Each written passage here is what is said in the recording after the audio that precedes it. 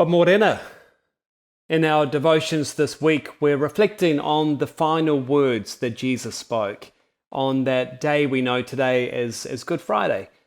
And the final words of somebody tend to have a profound impact on our lives. They're incredibly personal. We remember them because they're so well chosen and mean an awful lot to us. The words of Jesus we're looking at today provide this radical reimagining of family. Now, in John's account, in John chapter 19, verse 25, he says, standing near the cross were Jesus' mother and his mother's sister, which makes sense because in somebody's final moments, biological family is often present with somebody. It was that way just 6-7 weeks ago when my father passed. There was family around, and people were there the 2 weeks leading up to his death. In the final moments in Jesus' life, he's surrounded by his biological family, his mum and his auntie included. But listen to what happens next.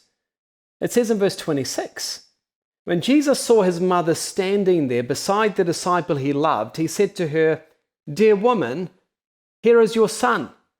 And he said to this disciple, which we know as John, "Here is your mother." And from then on, this disciple took her into his home. Now think of what Jesus could have said.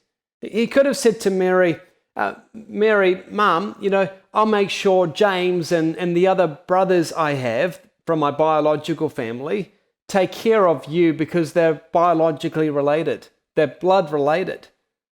But you see, Jesus has a very different lens about family. It's wider than just the biological lens. It's broader than the way we tend to think. And so he has compassion on his biological mum, but he connects her with this disciple, John. He connects John with his biological mum. And he says to them, from here on in, your family, to take care of each other just as if you were biologically related. So as a result, John takes Mary into his home and he takes responsibility of her just like she is his biological mum. You see, for Jesus, family is no longer defined by blood. It's defined by this common bond of faith. Now, to understand what's happening, we probably need to go back in time to this unsettling scene earlier in Jesus' ministry where Mary and her sons decide to pay Jesus a visit one day, and they're actually coming to take Jesus away because they think he's gone nuts. We read about this in Mark's Gospel. Jesus is told that his mum and his brothers are just outside and they want to see him. And listen to the way Jesus replies. And at first, it's actually rude to our ears. But in Mark chapter 3, verse 33, we read, Jesus replies, "Well, who is my mother? Who are my brothers?" And then he looked around them and said, "Look, these are my mother and brothers. Anyone who does God's will is my brother and sister and mother." You see, Jesus is pointing to the community of faith, and he's identifying this community of faith as his real family. Now think about how radical this is. I mean, even in our culture, we highly value the biological family. The culture 2,000 years ago, the Jewish culture at that time, valued the biological family as the ultimate thing, even more than we do. Their core identity was found in who they were related to. But now Jesus widens this definition of family, and it said it's no longer about blood. It's about this bond of faith.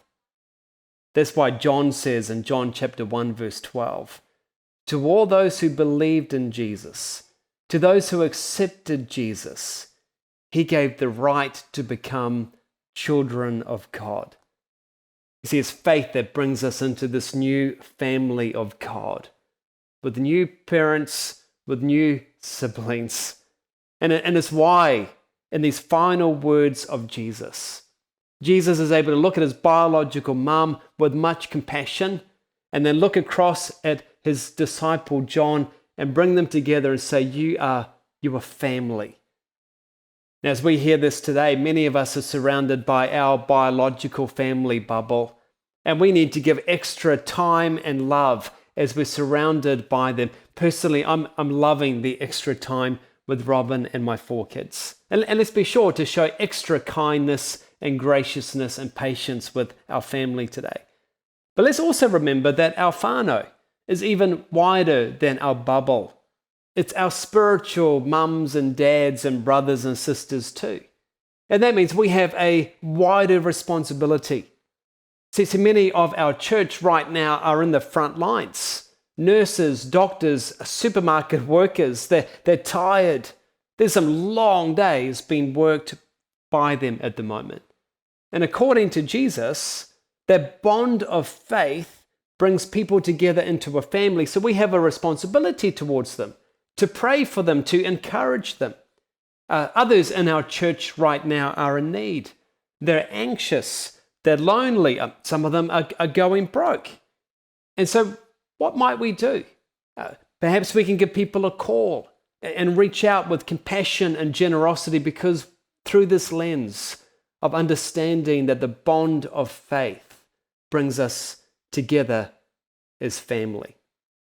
So Jesus broadens our perspective of family so that all of us, regardless of background or culture or language or whatever our differences, he brings us into this family, this place where we can belong, a place where we are seen and heard. We're not invisible, but we're part of the biggest whānau around. So let's look at each other. As mums and dads and brothers and sisters, make sure we look after each other. And may we do everything we can with both our biological family and our spiritual families to love each other in the way that Jesus calls us to love the people Jesus has brought into your life. God bless. See you tomorrow.